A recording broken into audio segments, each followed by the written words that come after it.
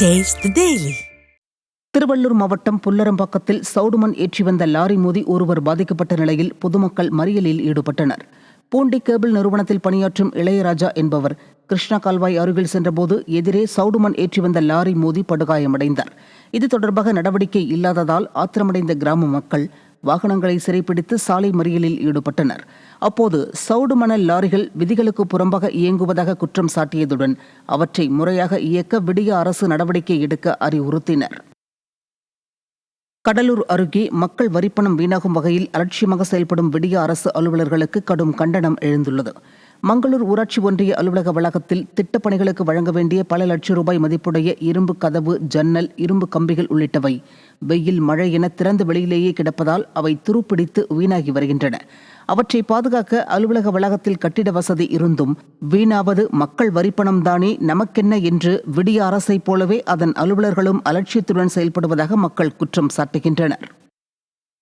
திருவண்ணாமலை மாவட்டம் தண்டராம்பட்டில் பள்ளி நேரத்தில் கூடுதல் பேருந்து இயக்க கோரி மாணவர்கள் சாலை மறியலில் ஈடுபட்டனர். தண்டராம்பட்டு அரசு பள்ளியில் சுற்றுவட்டார கிராமங்களைச் சேர்ந்த ஏராளமானோர் பயிலும் நிலையில் பள்ளி முடிந்து வீடு திரும்பும் மாணவர்களுக்கு அந்த நேரத்தில் ஒரே ஒரு பேருந்து மட்டுமே இயக்கப்படுகிறது.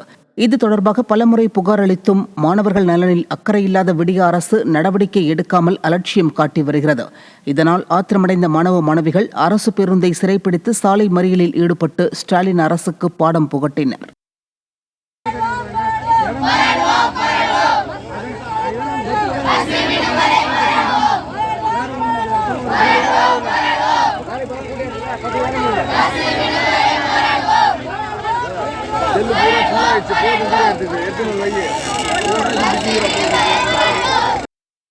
சேலம் மாவட்டம் கண்ணந்தேரி அருகே ஊராட்சி குப்பை கழிவுகளை குடியிருப்பு பகுதிகளில் எரியூட்டுவதால் மக்கள் கடும் அவதியடைந்து வருகின்றனர்.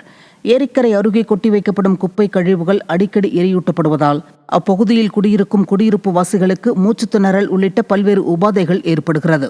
மேலும் சுற்றுச்சூழலும், ஏரி நீரும், நிலத்தடி நீர்மட்டமும் கடுமையாக பாதிக்கப்பட்டுள்ளது. இது தொடர்பாக பலமுறை புகார் அளித்தும் நடவடிக்கை எடுக்கவில்லை என விடிய அரசு மீது அப்பகுதி மக்கள் குற்றம் சாட்டுகின்றனர். பல முறை நான் சொல்லிட்டேன், தலைவர்களே சொல்லிட்டேன். எப்படி புரியுதுங்களா? இதுக்கு மேல அவங்க என்ன பிடிஓட்டின்னு சொல்லியாச்சு, யாருமே எந்த ஸ்டெப்பு எடுக்கல. இதுக்கு மேல நீங்க பார்த்து என்ன ஸ்டெப் எடுக்குன்னு எடுங்க. ஃபயர் சர்வீஸ் பொழுதுங்க நான் கூப்பிட்டு நான் தான் அனுப்பிச்சிட்டு இருக்கிறேன். என்னுடைய நம்பர் ஃபயர் சர்வீஸில் இருக்குது. நான் கூப்பிட்ற நம்பர் எல்லாமே ஃபயர் சர்வீஸ்.